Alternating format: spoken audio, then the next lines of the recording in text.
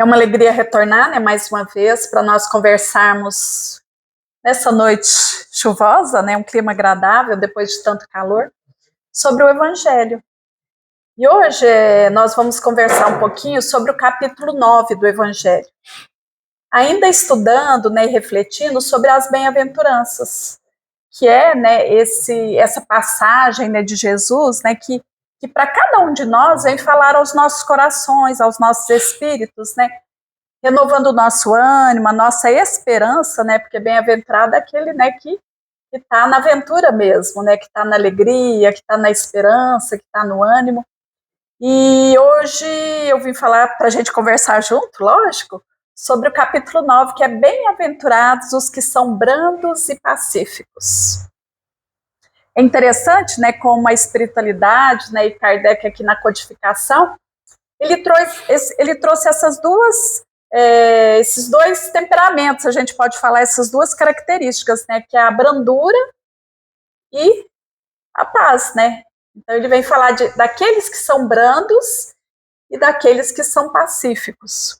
E é muito interessante porque ele inicia esse capítulo citando Mateus, e aí quando Mateus, né, descreve a passagem evangélica do bem-aventurados que são brandos e pacíficos, ele traz, né, na verdade, duas condições, né, porque ele trata diferente quem é brando, né, com um resultado e quem é pacífico com outro resultado. Então, ele traz lá, né, no versículo 5, bem-aventurados aqueles que são brandos, porque eles possuirão a terra. Olha que interessante, né? Então, desde a existência, né, de cada um de nós, da humanidade, nós procuramos essa terra prometida, nesse Canaã aí, né?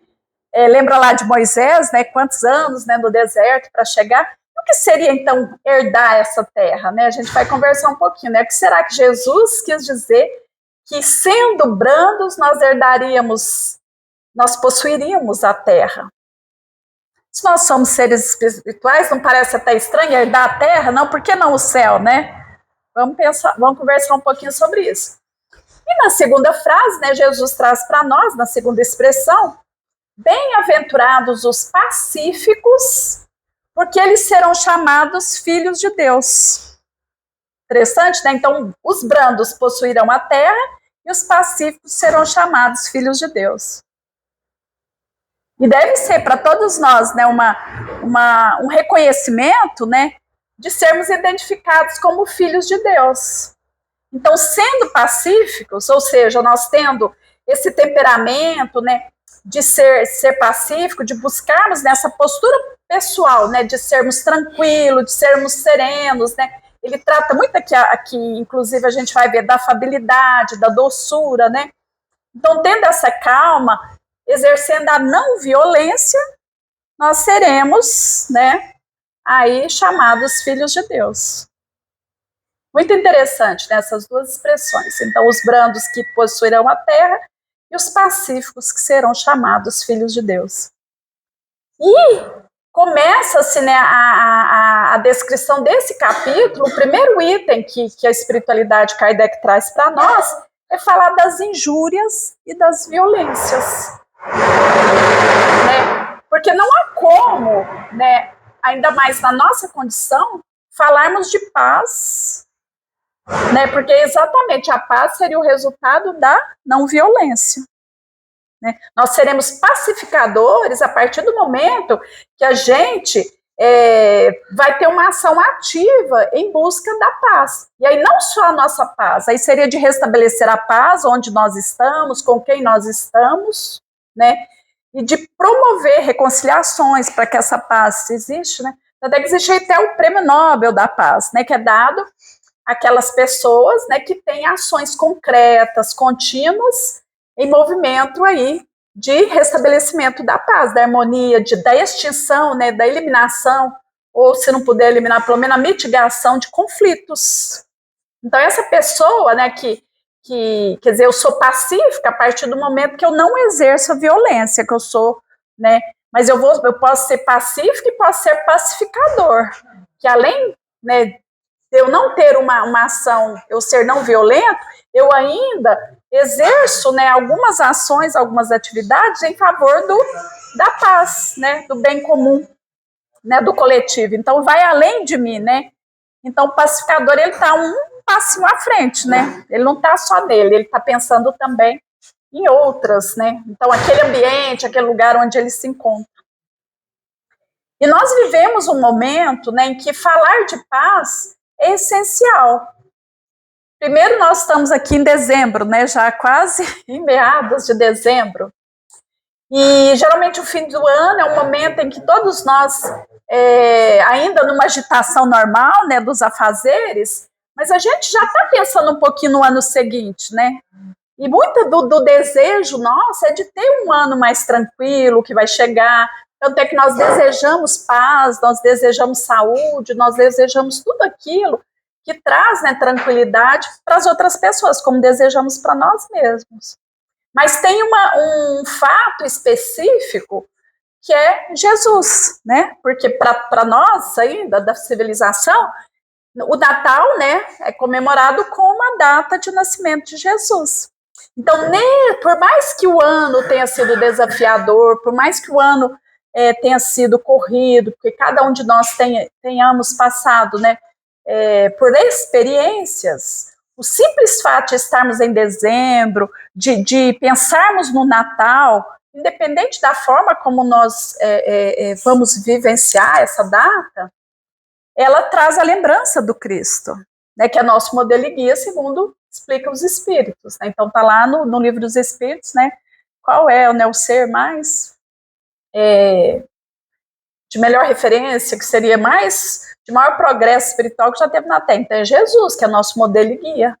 Então, o simples fato de lembrarmos do Natal, a gente já conecta com uma energia diferente, né? E se a gente prestar atenção, por mais que esteja corrido, por mais que ainda há muito que se fazer, mas há um clima diferente, né?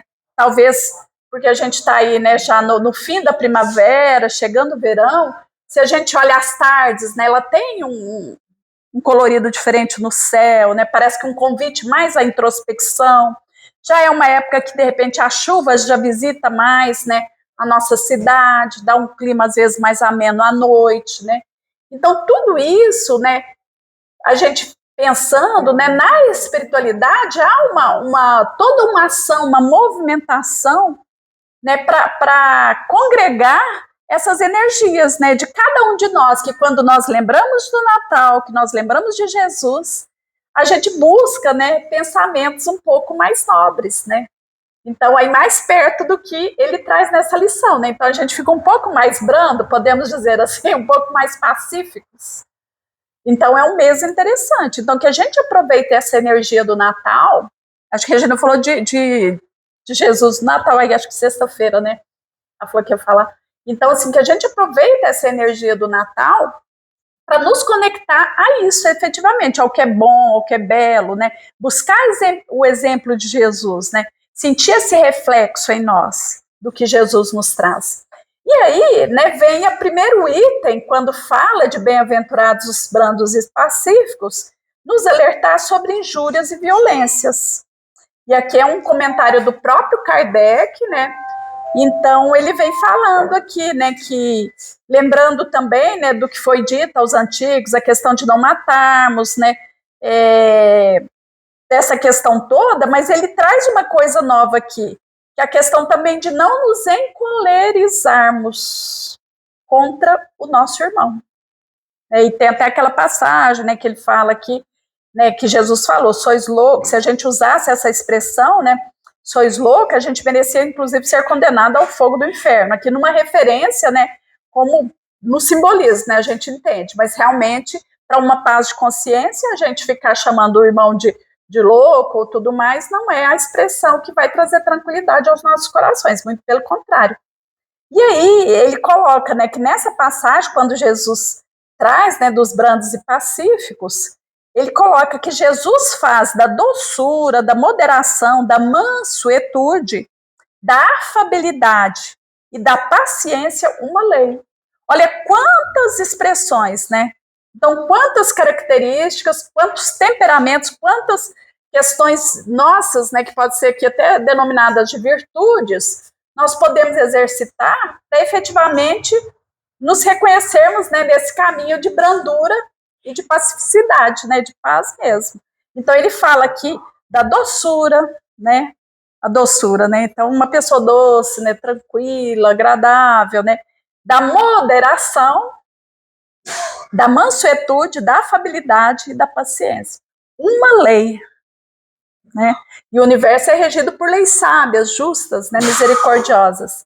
Então, a partir do momento que nós somos vigilantes o suficiente para termos esses comportamentos, essas ações, né, então, diante de um desafio, né, de uma injúria que ele traz aqui, né, ninguém gosta de ser injuriado, né, porque muitas das vezes a injúria, ela vem numa conotação de injustiça, né, então, muitas das vezes ela chega para nós, né, como algo que a gente não merece, né, então, geralmente a gente reage.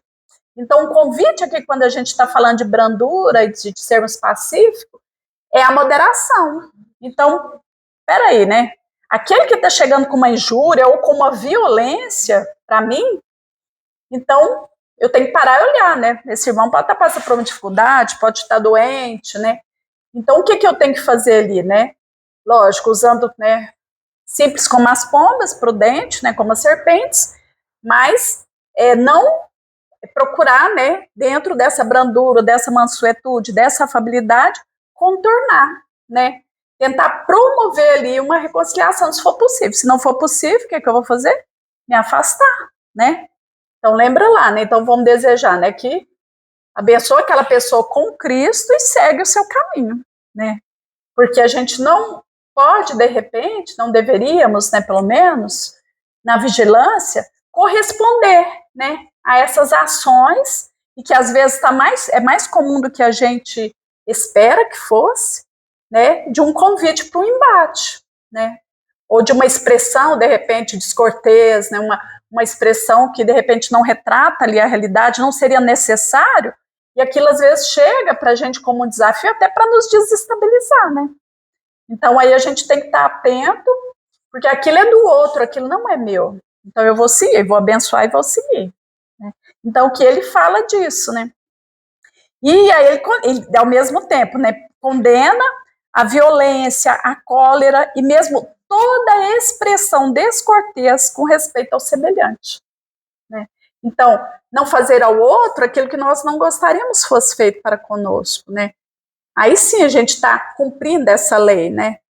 Que seguindo esse exemplo de Jesus. Então, se chegou para mim, eu vou por outro caminho, né? Não vou atender a este convite, né? Que me leva de reação, mas sim de ação, né? Em prol de mim e de outros. E aí, né? Kardec continua falando aqui, né? De uma coisa muito interessante, né?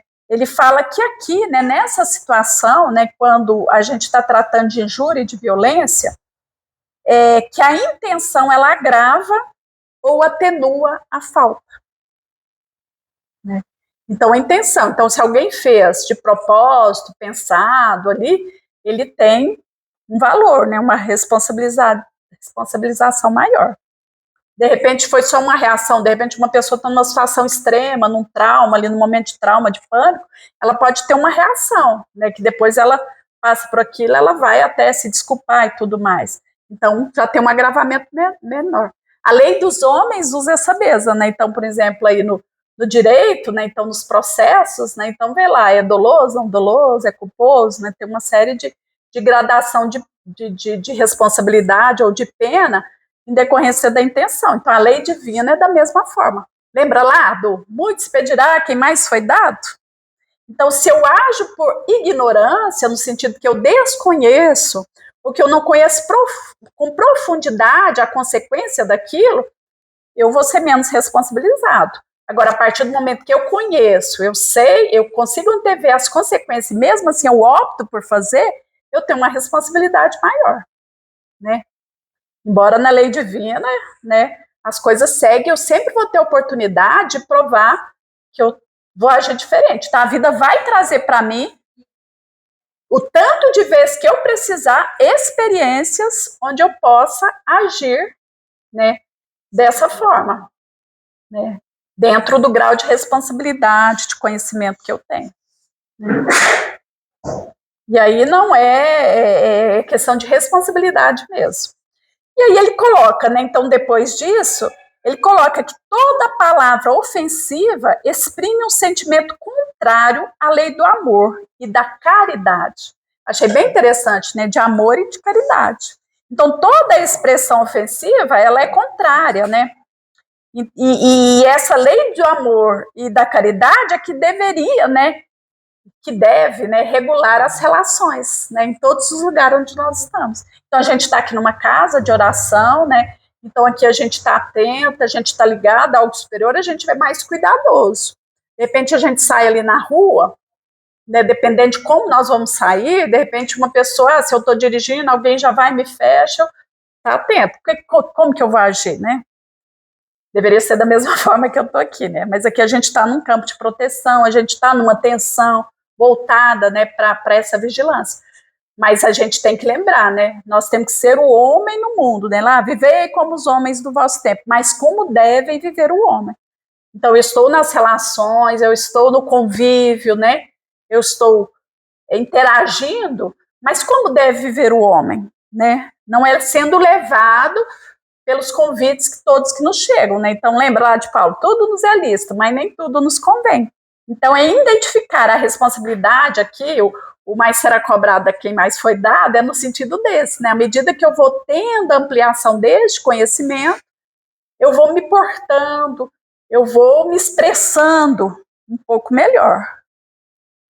Então, a gente está atento a isso. Então, aí a ofensa, né, ela à medida que esse entendimento vai existindo, que a própria progressão, né, nossa, enquanto espíritos, em caminho de evolução, então aí o orgulho, né, o egoísmo, ele vai perdendo campo, e aí a gente vai nos tornando mais brandos, né?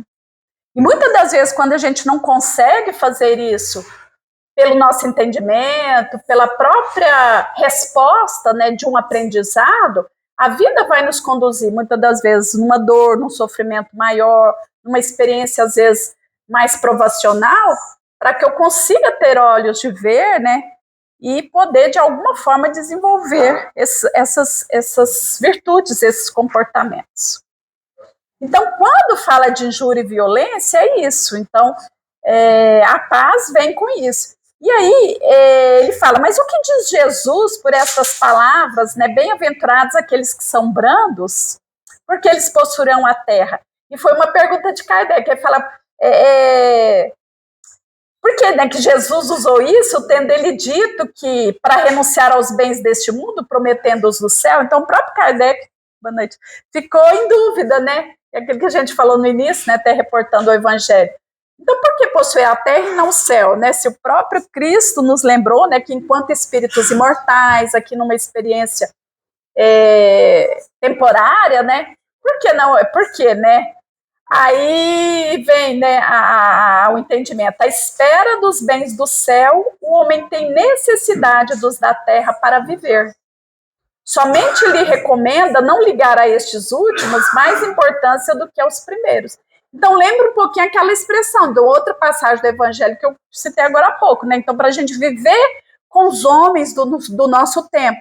Então, a gente está vivendo, a gente está aqui a matéria, então eu preciso me vestir, eu preciso comer, eu preciso trabalhar para ter um recurso, né? Eu preciso agir, então isso aqui eu tenho que viver de acordo, né? Mas como deve viver? Então, como deve viver o homem? O que é possuir essa terra? Não ligando, né, não dando maior importância aos bens da terra do que ao do céu. Então, eu estou aqui, eu vou viver de acordo, mas sabendo, né, que o mais importante é o meu espírito, né, são essas conquistas, né, que permanecem, né, daquilo que eu sou. Então, volta lá, né, então, desenvolvendo essa cultura da paz, da concórdia, né. E aí, ele, quando ele conclui a parte da injúria e violência, ele fala que quando a lei de amor e de caridade, novamente, referindo as duas de uma forma, né? Porque lembra, fora da caridade não há salvação. E a lei do amor como a lei soberana. Então ele coloca, quando a lei de amor e de caridade for a lei da humanidade, não haverá mais egoísmo. Então o fraco, e o pacífico não serão mais explorados, nem esmagados pelo forte ou pelo violento. Tal será o estado da terra quando, segundo a lei de progresso e a promessa de Jesus, ela tornar-se um mundo feliz pela expulsão dos maus. Né? Então, está tudo dentro dessa progressão. Então, cada um de nós evoluímos aí nessas conquistas, né, nessas experiências. A própria terra, né, que nos acolhe vai evoluindo também, né? E à medida que essa lei prevalece de amor e caridade, então aí passa a ter, né, esse respeito, essa fraternidade, esse fazer ao outro aquilo que gostaríamos fosse feito para conosco. E aquele que falou, o orgulho, o egoísmo vai perdendo espaço, né, na nossa vida. E aí assim a gente vai exercendo o que está colocando aqui. Então, nesse mundo feliz, ele usa a expulsão dos maus, mas a gente já tem esse entendimento que são os degredos, né? Então, à medida que a Terra e a população da Terra, né, que hoje de provas e expiações, ela vai evoluindo, ela vai se tornando esse mundo de regeneração. Então, aqueles que têm a predominância do mal, eles não reencarnam mais aqui, né? Então, a gente tem aí, né, quantas lições que já vem falando, né, alguma obra do Divaldo e a espiritualidade, né, que muitos que já vão desencarnando já não reencarnam aqui, eles já estão sendo conduzidos para outros mundos, né? Em progressão menor do que a Terra, para eles viverem lá essa experiência e aprender. E aqui vamos ficando, né, aqueles, né, cuja experiência já está mais voltada para o bem, até chegar nesse mundo, nessa progressão. Então, de mundo de regeneração, depois mundos superiores, até chegar nos mundos felizes. É um trajeto longo, né, seu Salvador? Quem dera fosse breve, né, mas ainda tem um longo caminho. Mas todos nós estamos convidados e fazemos parte. Nós estamos aqui e podemos continuar. Então, é a nossa opção, né? Então, que mantenhamos aí essa disposição de queremos ser melhor a cada dia, mas sem exigir de nós aquilo que ainda não somos capazes. Mas sempre que a gente fizer o melhor que nós pudermos, no sentido de que, não, isso aqui é bom, isso é útil, é verdadeiro, a gente está nesse caminho. E as experiências vão nos conduzindo, né, para que possamos a cada dia viver aí num mundo melhor. E aí, né, concluindo essa parte das injúrias e das violências, aí o espírito Lázaro, que é para nós um dos maiores exemplos de humildade, né, ele vem trazer uma lição que vai exatamente falar da afabilidade e da doçura, para a gente entender, né? Porque a brandura tem a ver com a afabilidade e a doçura. E olha que interessante, Lázaro começa falando da benevolência. Então, quando ele fala da afabilidade e da doçura, ele fala da benevolência, porque ele fala que a afabilidade e a doçura, elas são a manifestação da benevolência, né? Então, quando a gente está falando da lei de amor e de caridade, se a gente ainda não consegue exercitar a caridade, até porque não é ainda para nós na plena, a gente pode ser benevolente, né? A gente pode ser aqui, né, exercer a afabilidade, a doçura para com todos, que aí sim, nós vamos estar manifestando essa benevolência. E que interessante, né? Mas aí ele chama atenção aqui, Lázaro, que a gente não pode ter, né, que muitos de nós, socialmente, ou às vezes dentro do próprio ambiente doméstico, nós temos uma aparência dessa afabilidade da doçura. Então aqui ele cita aquele exemplo, né, das pessoas, ele fala que o mundo está cheio dessas pessoas que têm o sorriso no lábio, os lábios e o veneno no coração. Então ele fala que são brandos, contanto que nada as machuque, mas que mordem a menor contrariedade, cuja língua dourada, quando falam face a face, transmuda-se em dardo envenenado quando estão por detrás. Então chama a nossa atenção de que essa afabilidade, essa doçura não podem ser fingidas, ela tem que ser verdadeira, tem que vir do coração.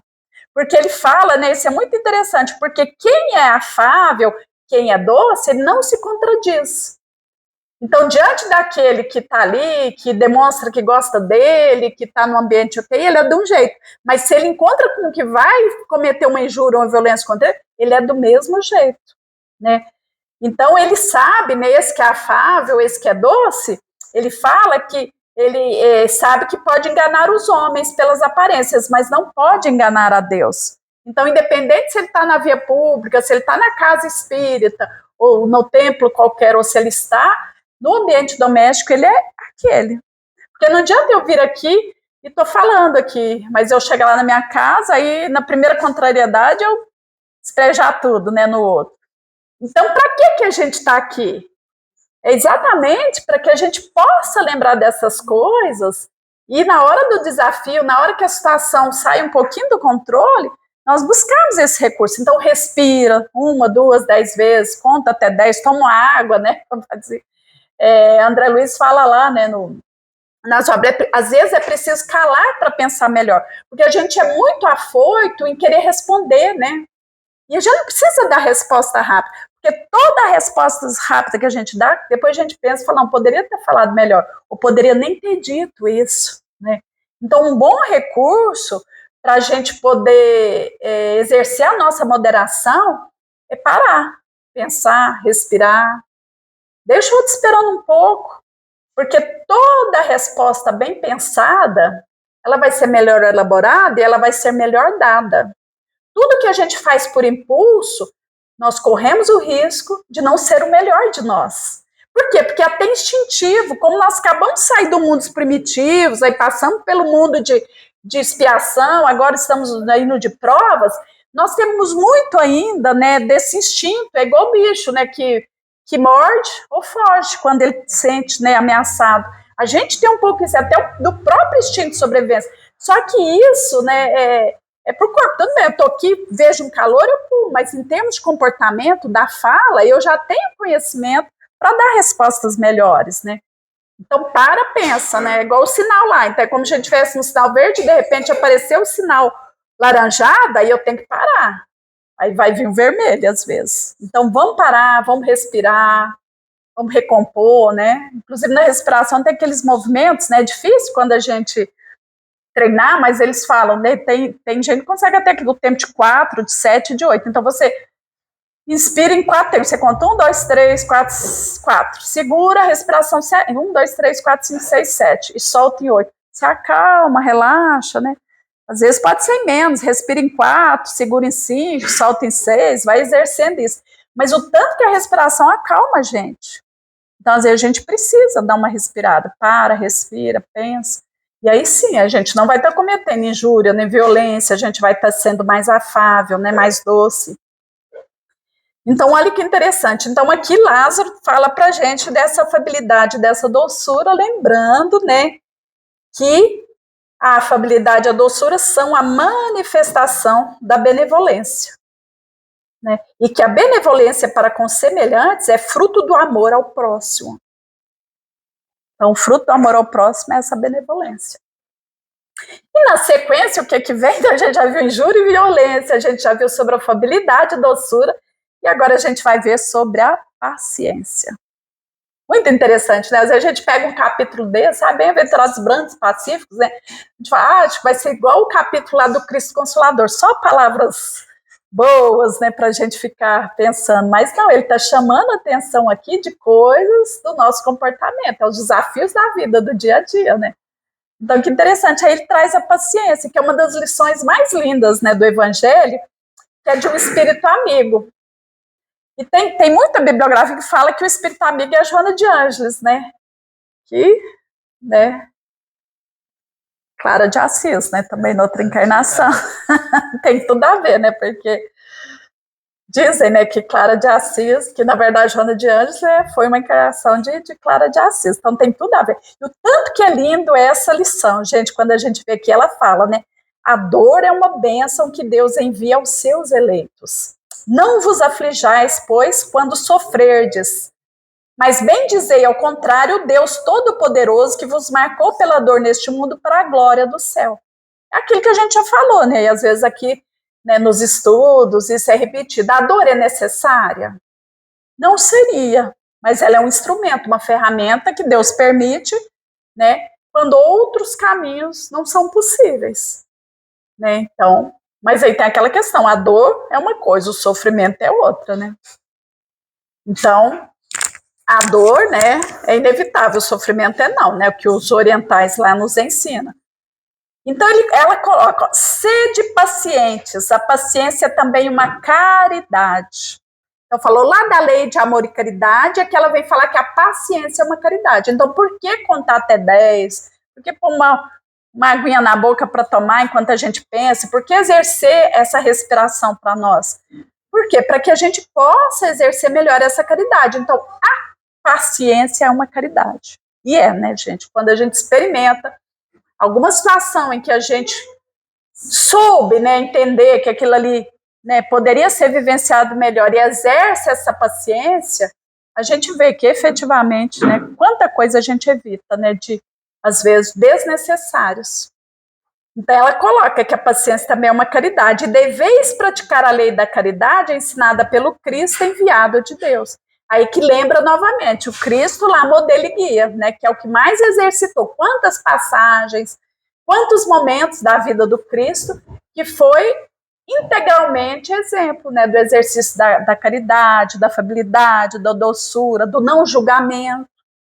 Né? Então, é esse exemplo que nós devemos buscar. E aí ela coloca, né, que a caridade que consiste na esmola dada aos pobres é a mais fácil das caridades, né? Porque você está ali, você dá, né?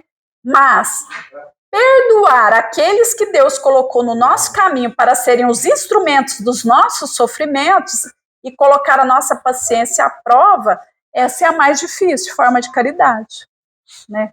Então, vamos repetir.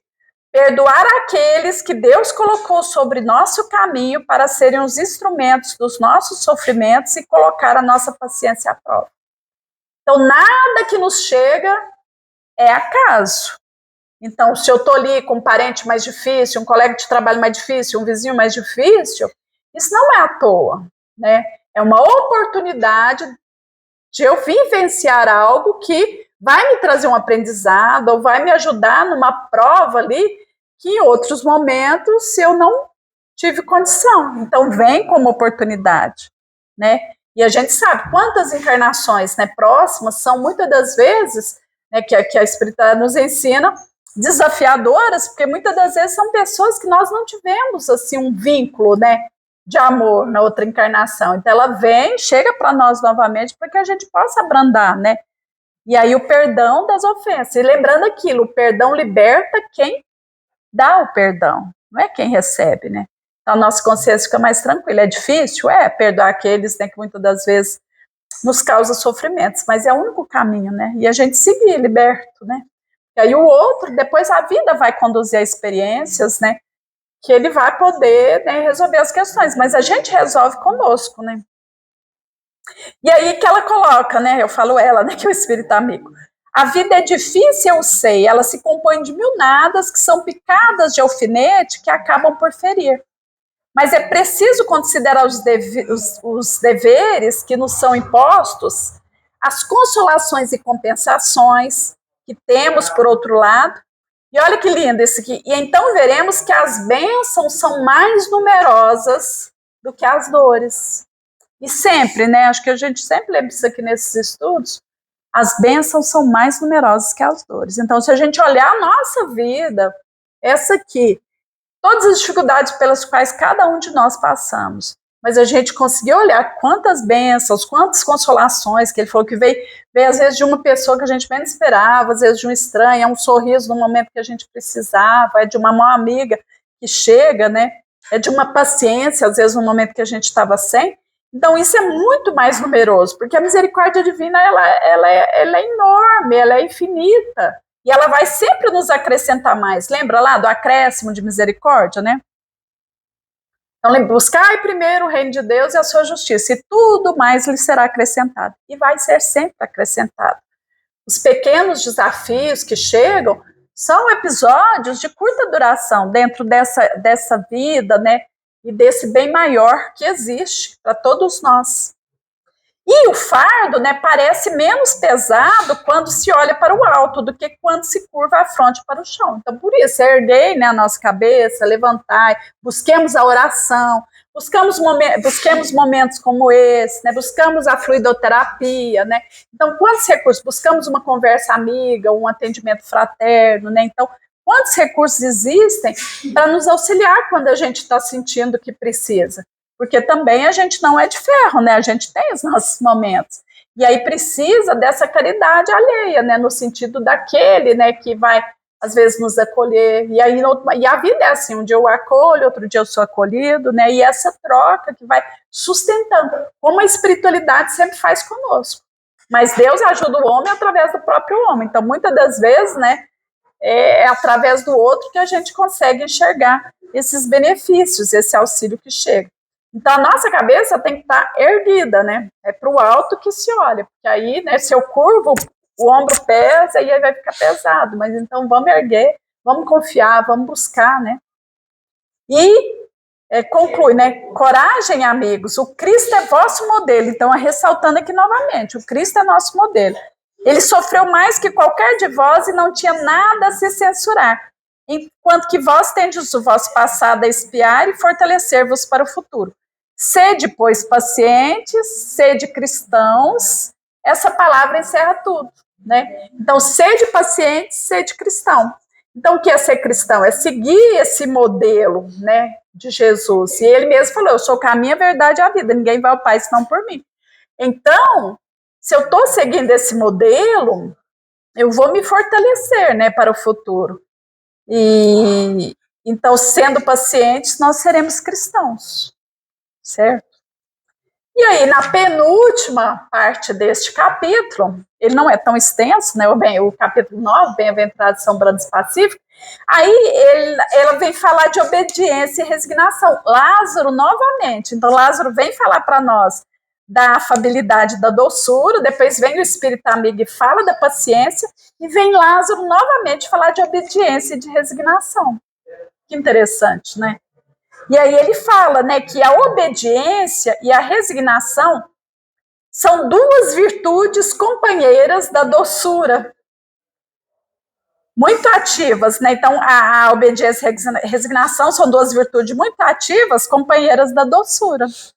Que interessante, né? Então, eu ser obediente no sentido de seguir as leis divinas, de me conectar ao bem, de buscar exercitar tudo aquilo nesse campo do bem, é um sinônimo de obediência, né? E de resignação, que é da compreensão, né?